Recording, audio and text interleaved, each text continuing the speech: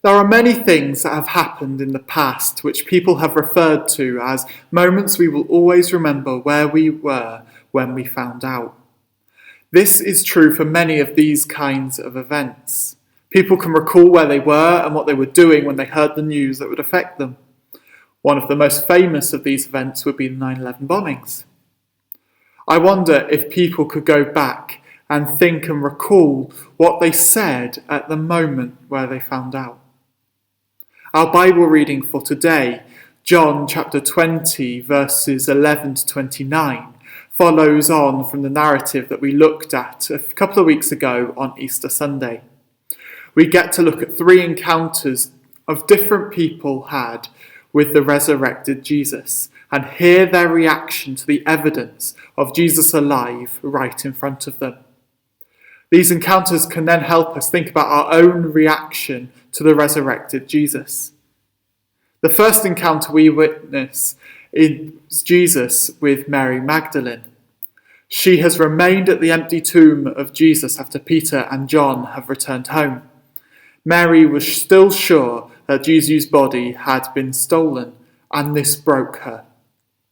Angels appear to explain what had happened, and even Jesus begins a conversation with her.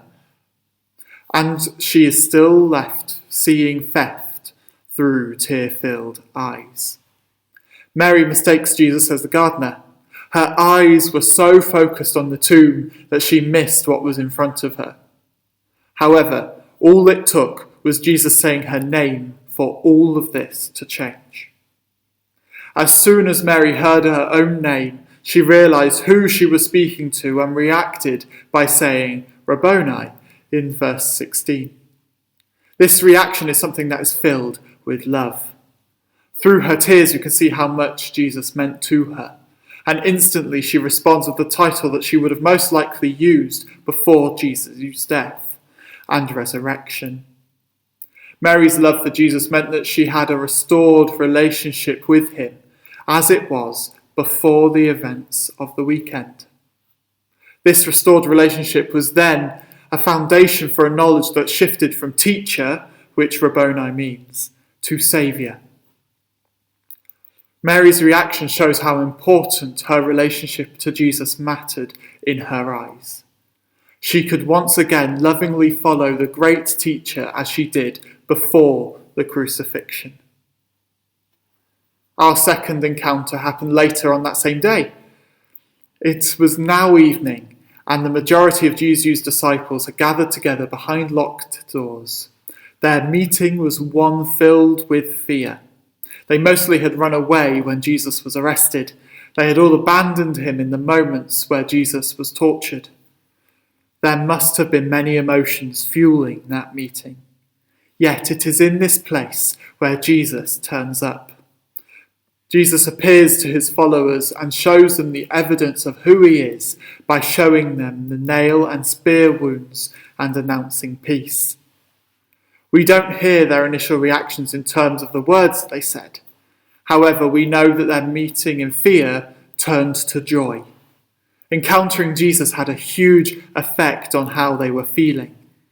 In the time Jesus spent with them, he was offering them a restored relationship with himself. And we can read in verse 24 how this joy led them to be willing to share their experience of the risen Jesus. Fear kept them hidden and locked away, but this encounter with Jesus helped them to speak their experience. Their reaction to encountering Jesus is to share with others, "We have seen the Lord." Our last encounter happens between Thomas, one of the 12 disciples, and Jesus. For whatever reason, he wasn't there when Jesus appeared to the others, and he was adamant in his disbelief of their story. Thomas is someone who is traditionally seen and nicknamed rather unfairly as Doubting Thomas. But I am sure in a situation most of us would have reacted like him. Thomas was someone of stubborn integrity. He was someone who in John chapter 11 verse 16 was firm in his resolve that if Jesus had to die, he would die with him. He expected Jesus to die in Jerusalem, which happened, and this expectation would have become a concrete reality for Thomas. His firmness of human expectation led him to miss out on the divine realities available to him. I'm not sure about you, but character-wise, we could do with more people like Thomas. He was someone who was truly honest. He wouldn't say he believed something if he really didn't. That is integrity. How often do we find ourselves falling into the trap of saying what goes with the status quo, but believing something totally different? It is important to say that Thomas's change of thought wasn't because of a change in integrity, but it shows how much of an impact his encounter with Jesus had. When Jesus appears, it all seems very similar to the encounter with the other disciples. Thomas sees the scars and he goes from non-belief to out and out belief. His reaction is probably the most honest and personal that we see. Thomas states, "My Lord and my God." For Thomas, Jesus goes from being the Lord, as the disciples called him before Jesus' death and resurrection, to being his Lord. His reaction shows his personal belief in Jesus as Saviour in a way that we don't see in other reactions. This happens through his honesty and integrity. Thomas won't say he believes something when he doesn't. Yet if Thomas says something, then he surely believes it. There is something beautiful about this honesty in belief. It led to a restored relationship. We have seen 3 encounters of the risen Jesus. The question now arises about what is your response and reaction to Jesus? Mary's reaction was full of love. The disciples' reaction was filled with a willingness to share their experience. Thomas's reaction was filled with honesty and integrity. All 3 of these responses can help us as we think about our reaction and response to the death and resurrection of Jesus. Jesus endured torture of crucifixion so that you and I could be offered the same restored relationship that was offered and accepted in each of the 3 encounters we have looked at today. Through the resurrection, forgiveness and life is offered in fullness to all people. This offer needs a reaction and response. For Mary, it allowed her to look past the tomb to see life.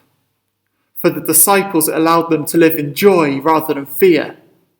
For Thomas, it allowed passionate disbelief to be transformed into passionate belief.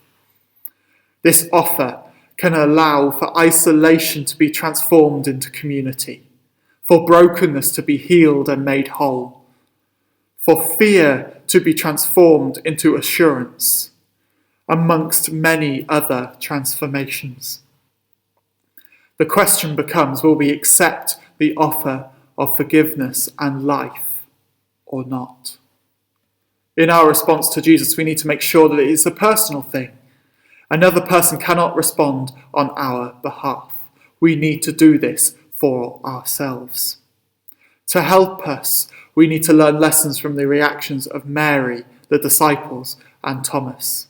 When we respond to Jesus out of love, honesty, integrity, and a willingness to share our experience, we naturally start to react from our individual personalities and beings. In this personal place of reaction is where transformation beyond human expectation can occur. Are we willing to accept it?